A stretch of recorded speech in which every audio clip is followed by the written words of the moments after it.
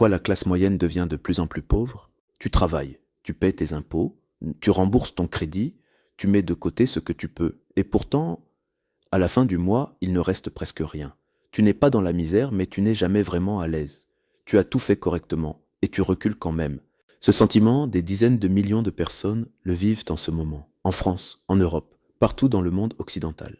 Ce n'est pas une impression, ce n'est pas dans ta tête. C'est un mécanisme économique précis, documenté, délibéré. Et dans cette vidéo, je vais te le décortiquer entièrement. Pas de théorie du complot, pas de discours politique, juste les chiffres, les mécanismes et la réalité brute. Si tu fais partie de la classe moyenne, ou si tu espères y appartenir un jour, ce que tu vas entendre dans les prochaines minutes va changer ta façon de voir ton argent, ton travail et ton avenir. Reste jusqu'à la fin, parce que la dernière partie est celle que personne ne te dira jamais ouvertement. Commençons par fracasser un mensonge confortable. Pendant des décennies, la classe moyenne a été vendue comme la colonne vertébrale de la société, le modèle à atteindre, le symbole de la réussite par le mérite. Tu travailles dur, tu grimpes, tu t'installes dans une vie stable. Maison, voiture, vacances, retraite.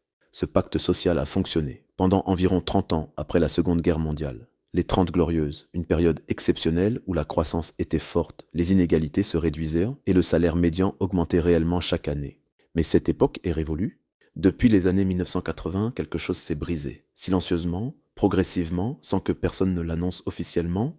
En France, le pouvoir d'achat réel des ménages de la classe moyenne a stagné sur les 20 dernières années. Pas diminué officiellement, stagné. Mais stagné face à une inflation structurelle, face à des charges qui explosent, face à un coût du logement qui a été multiplié par 2 voire 3 dans les grandes agglomérations, c'est reculé. Concrètement, mathématiquement. Aux États-Unis, la situation est encore plus visible. En 1970, la classe moyenne représentait 61% de la population américaine. Aujourd'hui, elle est tombée à moins de 51%. En 50 ans, 10 points de pourcentage se sont évaporés. Ces gens ne sont pas montés dans la classe supérieure, ils sont descendus. Ce n'est pas une crise passagère, c'est une tendance structurelle alimentée par des forces économiques que la plupart des gens ne comprennent pas parce qu'on ne leur a jamais expliqué. Parlons d'inflation, pas celle qu'on te présente dans les journaux télévisés avec des chiffres rassurants, l'inflation réelle, celle que tu ressens à la caisse du supermarché, l'inflation officielle, celle que mesurent les instituts statistiques, est calculée sur un panier de biens qui ne correspond pas à la vie réelle de la classe moyenne. Elle inclut des produits dont les prix baissent, comme l'électronique, pour diluer l'impact des hausses là où ça fait vraiment mal, le logement, l'alimentation, l'énergie, la santé, l'éducation.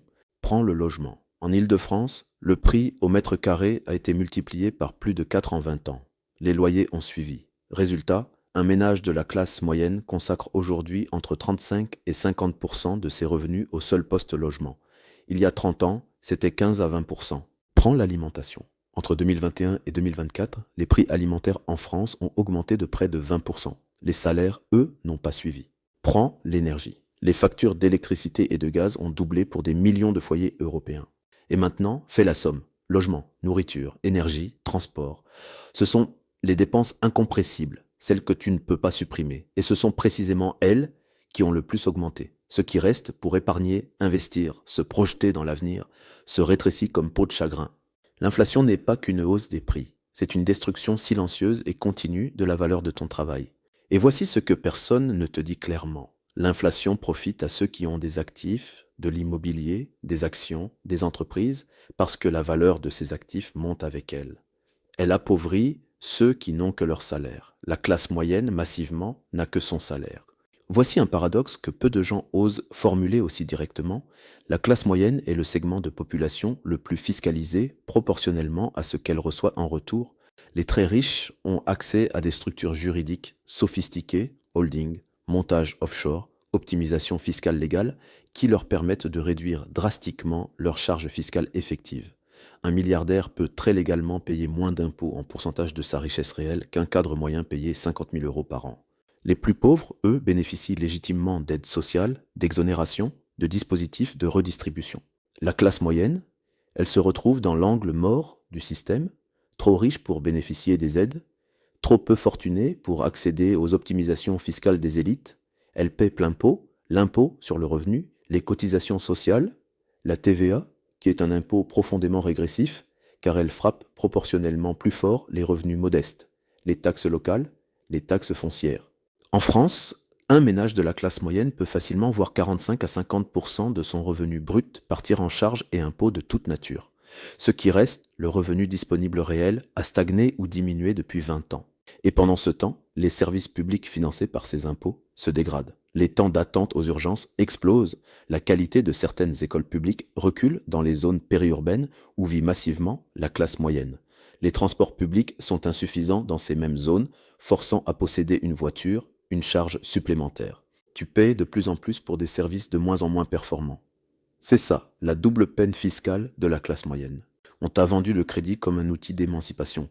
Devenir propriétaire, c'était accéder à la stabilité, construire un patrimoine, assurer ton avenir.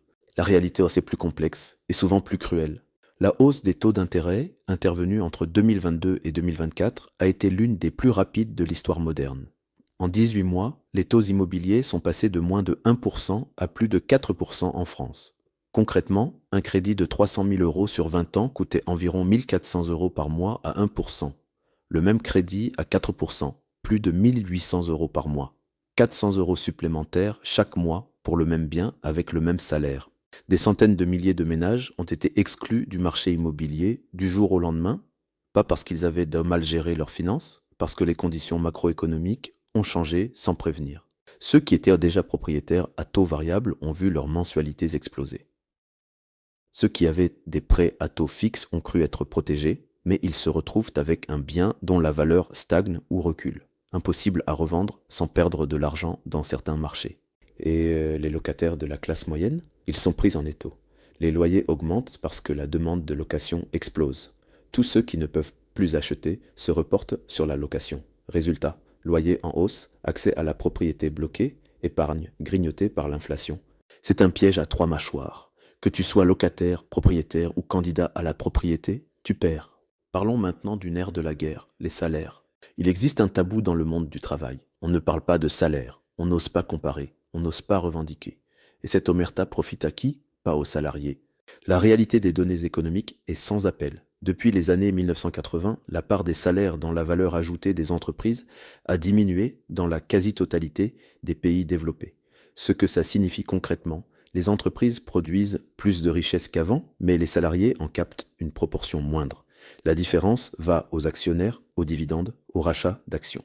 En France, entre 1980 et aujourd'hui, la part des dividendes versés aux actionnaires dans la valeur ajoutée des entreprises a doublé. Pendant la même période, la part des salaires a diminué. La productivité a augmenté. Les salaires réels, eux, ont stagné. Autrement dit, tu produis plus, tu es plus efficace. Tu utilises des outils plus numériques, tu travailles plus vite. Et tu n'es pas payé proportionnellement à cette augmentation de productivité. Il y a aussi le phénomène de la polarisation du marché du travail. Les emplois qui se créent se concentrent aux deux extrémités du spectre. Des emplois très qualifiés et très bien payés d'un côté, des emplois peu qualifiés et précaires de l'autre. Les emplois intermédiaires, qui constituaient l'épine dorsale de la classe moyenne, disparaissent, automatisés ou délocalisés. Et l'intelligence artificielle n'est pas une solution magique pour la classe moyenne.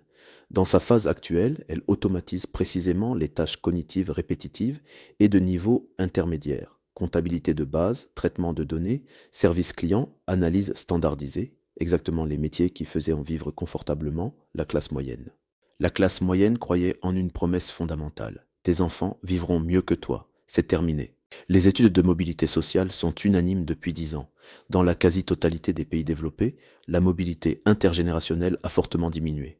La probabilité qu'un enfant né dans la classe moyenne accède à la classe supérieure est aujourd'hui inférieure à ce qu'elle était pour la génération précédente. Pourquoi? Parce que les leviers traditionnels de l'ascension sociale sont verrouillés ou en panne. L'éducation d'abord. On te vend encore le diplôme comme le sésame universel, mais les coûts d'une formation supérieure de qualité explosent. Et le retour sur investissement d'un diplôme s'est érodé sur de nombreux secteurs, saturés par des vagues de diplômés qui se retrouvent déclassés, payés en dessous de leur qualification, dans des emplois précaires, avec des dettes d'études à rembourser. L'immobilier ensuite, le patrimoine par excellence de la classe moyenne, est désormais inaccessible dans les zones où se concentrent les emplois. Un jeune entrant dans la vie active à Paris, Lyon, Bordeaux ou Marseille ne peut statistiquement pas accéder à la propriété dans sa ville avec son seul salaire débutant, sans aide familiale significative. Résultat, l'héritage prend une importance considérable. Avoir des parents propriétaires, c'est avoir un avantage économique massif dès le départ. Ceux dont les parents ne possèdent rien partent avec un handicap structurel que l'effort individuel ne suffit plus à compenser. Le mérite seul ne suffit plus, le capital prime sur le travail. Voilà ce que la dernière partie que j'avais promise. Parce qu'un diagnostic sans piste d'action, ce n'est que du pessimisme. Comprendre le système, c'est la première étape pour ne plus en être la victime passive. Premièrement, cesse d'épargner uniquement en euros sur un livret. L'inflation détruit la valeur de ton épargne dormante. 1 euro sur un livret A rapporte officiellement 3%. Mais si l'inflation réelle est supérieure, tu appauvris chaque année sans t'en rendre compte. L'épargne non investie est un actif qui se dégrade. Deuxièmement, comprends la différence entre revenu actif et revenu passif. La classe moyenne vit exclusivement de son revenu actif, le salaire échangé contre du temps. Les riches vivent majoritairement de revenus passifs, des actifs qui travaillent pour eux, immobilier locatif, dividendes, royalties, participation. Construire des sources de revenus passifs, même modestes, est la seule façon de sortir structurellement du piège. Troisièmement, ton capital humain est ton actif le plus volatile. Les compétences qui valaient cher il y a 10 ans peuvent être obsolètes demain. La formation continue, le développement de compétences rares et difficiles à automatiser, la capacité d'adaptation, ce ne sont plus des options, ce sont des impératifs de survie économique. Quatrièmement, maîtrise les règles fiscales qui s'appliquent à toi, pas pour tricher, pour ne pas payer plus que ce que la loi t'impose. PEA, assurance vie, défiscalisation, statut juridique adapté à ton activité, des dizaines de milliers d'euros peuvent être économisés légalement sur une carrière en connaissant simplement les règles du jeu. Cinquièmement, questionne les dépenses de statut social. La classe moyenne est particulièrement exposée à la consommation ostentatoire, la voiture neuve, les vacances à crédit, les appareils dernière génération, pas par vice, mais par pression sociale. Comprendre que ces dépenses sont des pièges à liquidité déguisée en récompense méritée, c'est récupérer du carburant pour construire autre chose. La classe moyenne s'appauvrit. Ce n'est pas une fatalité naturelle. Ce n'est pas une punition du destin. C'est le résultat mécanique de politiques économiques, de dynamiques de marché et d'un système dont les règles ont été progressivement réécrites au profit des détenteurs de capital. La première forme de résistance, c'est la lucidité. Voir clairement ce qui se passe. Nommer les mécanismes. Refuser la narration qui te dit que si tu recules, c'est parce que tu n'as pas assez travaillé ou assez mérité. Tu mérites la vérité. Et la vérité, c'est que le terrain de jeu n'est pas égal. Mais qu'il existe des façons d'en changer les règles pour soi. Une décision à la fois, une compétence à la fois, un actif à la fois. Si cette vidéo t'a apporté de la valeur, abonne-toi. Partage-la avec quelqu'un qui a besoin de l'entendre. Et dis-moi en commentaire, toi, qu'est-ce qui te pèse le plus économiquement en ce moment? Les meilleures prochaines vidéos naîtront de tes réponses.